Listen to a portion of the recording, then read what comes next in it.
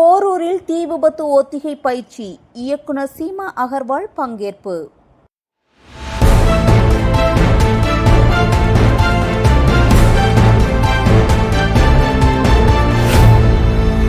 போரூர் பகுதியில் தீ விபத்து மற்றும் பேரிடர் கால பாதுகாப்பு குறித்து தீயணைப்புத் துறையின் ஒத்திகை பயிற்சி நடைபெற்றது. இந்த நிகழ்ச்சியில் இயக்குனர் சீமா அகர்வால் தலைமையில் தீயணைப்பு வீரர்கள் செயல்முறை விளக்கங்களை வழங்கினர். உயர் மாடி கட்டிடங்களில் தீ விபத்து ஏற்பட்டால் எப்படி தப்பிக்க வேண்டும், மீட்பு பணிகளில் எப்படி செயல்பட வேண்டும் என்பதையும் நேரில் செய்து காட்டினார். பொதுமக்கள், மாணவர்கள் கலந்து கொண்ட இந்த பயிற்சி விழிப்புணர்வை அதிகரித்தது. செய்தியாளர் Vinodkumar.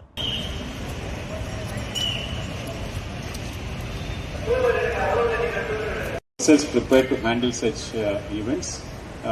All the best and congratulations for the very good fight that was done today.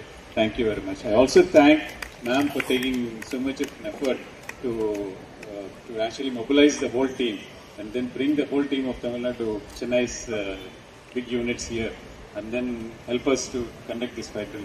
Thank you so much for your cooperation and help, ma'am.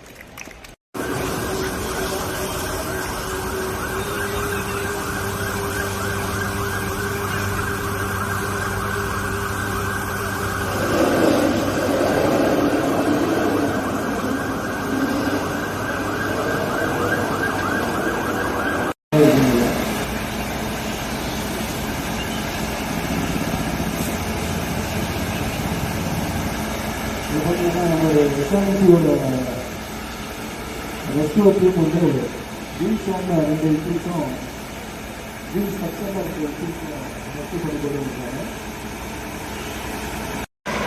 இப்போ பார்த்தீங்கன்னா 4 பேர் நம்ம ரெஸ்கியூ பண்ணி போட்டுருக்காங்க. நம்மளுடைய எஸ்ஓடி விஜயகுமார் அவர்கள்.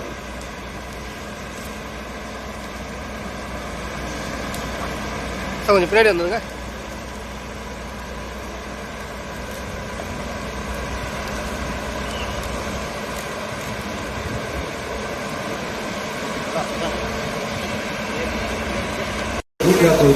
அந்த பிளாஸ்டிக்காக இது பண்ணிருக்காங்க. இப்போ லேடரில் பார்த்தீங்கன்னா நீங்கள் செகண்ட் ஃப்ளோரில் லேடர் வச்சு போய் இருக்குங்கிறது அப்படின்னா இது வந்து சேஃப்டி ஹார்னஸ் பண்ணுவாங்க. எந்த ஒரு சிகிச்சையும் இல்லாமல் பாதிக்கப்பட்ட நபரை கீழே கொண்டு வருவது பண்ண கொண்டு வருது. அவங்க வந்து சேஃப்டியாக ஹார்னஸ் மட்டும் கேட்டாங்க. ஈஸியாக மட்டும்தான் வச்சு பண்ணிருக்காங்க.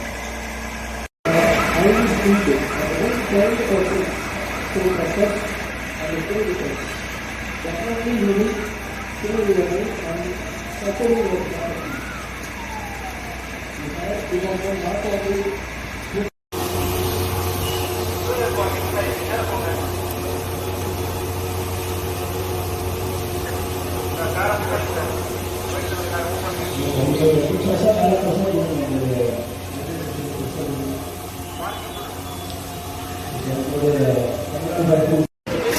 கிட்ட போறீங்க, அப்படி தூரமா இருந்து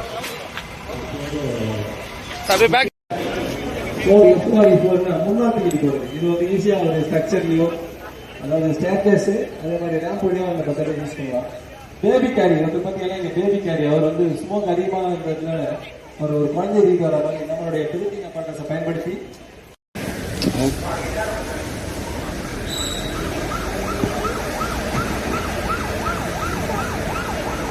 ஓகே. இப்போ நம்மளுடைய வாட்டர் டேங்க்ல இருந்தும் நம்முடைய எஸ்ஆர்எம்சியோட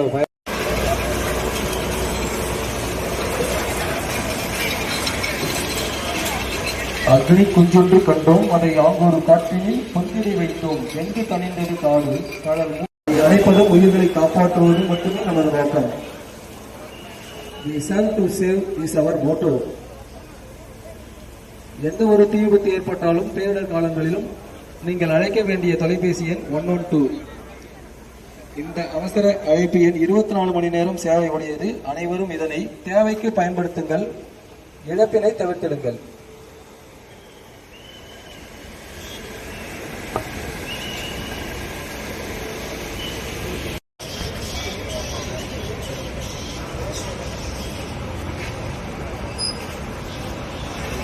நம்மளுடைய ஸ்கைலிஃப்ட் மூலமாக ஃபயர் ஃபைட்டிங்கும் 4 விக்டிம்ஸை வந்து ரெஸ்கியூ பண்ணிட்டு தான் வந்து ரிப்போர்ட் பண்ணிட்டு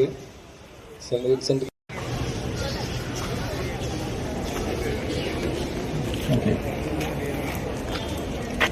ஒரு பின் இருக்கும். அந்த பின்னை எடுத்துட்டு அந்த வால்வு ஓபன் பண்ணோம்னா நம்ம அதுல இருந்து ஆப்ரேட் பண்ணலாம்.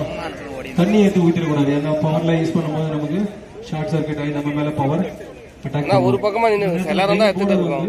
ஆஃப் பண்ணணும். இல்ல இது மாதிரி மெயின் போர்டுலயே ஃபயர் ஆச்சுன்னா நம்ம என்ன பண்ணணும், டிரான்ஸ்ஃபார்மர்ல நீங்க பாத்தீங்கன்னா வீட்டுல பாத்தீங்கன்னா நம்ம டியூப் ஆன வந்து கேஸ் லீக் ஆகி ஃபயர் ஆயிட்டு இருக்கோம். அதை கவனிக்காம ரொம்ப வருஷமா வச்சிருக்கோம்.